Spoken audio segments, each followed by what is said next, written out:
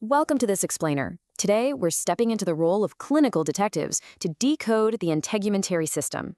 We're going to trace the clues right from the baseline anatomy of your skin, hair, and nails, dive into 4 key assessment techniques for each, and finally, learn how to spot those critical red flags of serious pathology. Let's get right into it. Here's our game plan for today's investigation. First, the anatomy of skin, hair, and nails. Then, 4 key assessment techniques, followed by identifying common skin abnormalities, and wrapping up with spotting hair and nail issues. All right, Section 1, Anatomy of Skin, Hair, and Nails.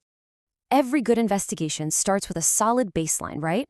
So, looking at the surface, we've got the squamous epithelial tissue of the epidermis.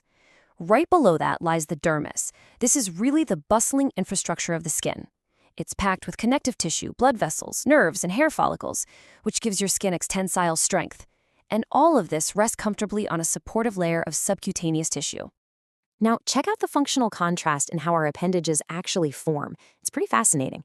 Hair relies on matrix cells deep down in that dermal layer to synthesize keratin, while melanocytes are in charge of dictating the color. Nails, on the other hand, are manufactured when epidermal cells in the nail matrix convert into hard keratin plates. So we've got 2 completely distinct processes, but they both rely on that same vital infrastructure. Moving right along to Section 2, 4 key assessment techniques. So when we're evaluating the skin, hair, or nails, a systematic inspection really relies on what we call the rule of 4. First step is color. You're checking for uniformity and keeping an eye out for unexpected pallor or cyanosis. Second is moisture levels. Third, we look at texture and turgor, basically assessing how mobile and elastic the skin is. And fourth is temperature. Oh, and a pro tip here, always use the back or dorsal surface of your hands to gauge temperature, because they're way more sensitive to those subtle changes in circulation. Let's actually isolate that turgor for a second.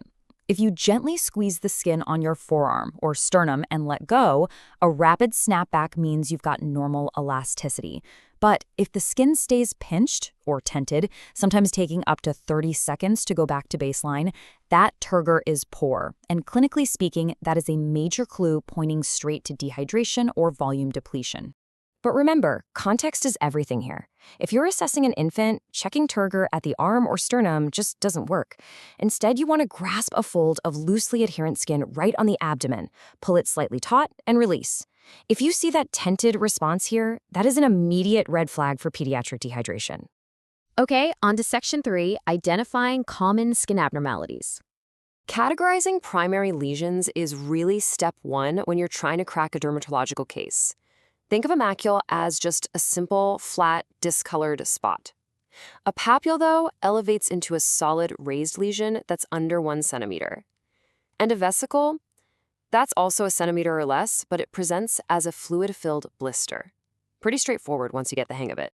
Now, if you're evaluating something a bit more suspicious, like a potential melanoma, you absolutely have to anchor your assessment to the ABCs. A is for asymmetrical shape, B is for border irregularity, looking for those jagged edges, and C is for color variation across the lesion. That can range anywhere from tan and brown to high-risk hues like red, blue, or even white. And translating all these visual red flags into precise documentation is where your detective work really pays off. Just look at the precision in this note. It pinpoints the exact anatomical location, measures the size at 1.5 by 1 centimeter, identifies it as closed and purulence, and even notes the 3 centimeters surrounding erythema or redness. This is exactly how you paint a flawless clinical picture for the next provider taking over the case. Let's wrap things up with Section 4, Spotting Hair and Nail Issues. Moving over to the appendages, it's wild how hair abnormalities can often map right back to systemic issues. I mean, diffuse thinning can be totally benign, but a localized, sharply defined ring of patchy hair loss, that is a distinct clinical clue. A presentation like that strongly points toward pyogenic infections like tinea capitis, localized trauma, or even healing full-thickness burns. Nails offer an equally vital diagnostic window. Normally, your fingernail angle sits at right about 160 degrees. But when that angle flattens out and increases to 180 degrees or more, which is a condition known as clubbing, the nail gets enlarged and curved. You definitely want to watch out for this because it's a massive red flag for chronic tissue hypoxia. It literally means the patient's periphery has been starved of oxygen for a prolonged period of time. And the nail bed hides even more metabolic secrets if you know what to look for.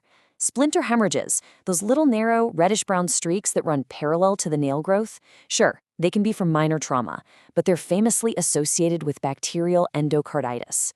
Alternatively, you might spot Muir's lines. These are transverse white bands that strongly indicate severe metabolic stress, which is basically impairing the body's protein synthesis.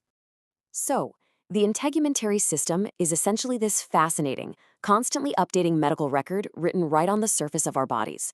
Take a look at your own hands right now, your nails, your skin. What underlying stories, metabolic secrets, or quiet clinical clues is your body displaying today? Keep your eyes open out there, detectives, and thanks so much for joining this explainer.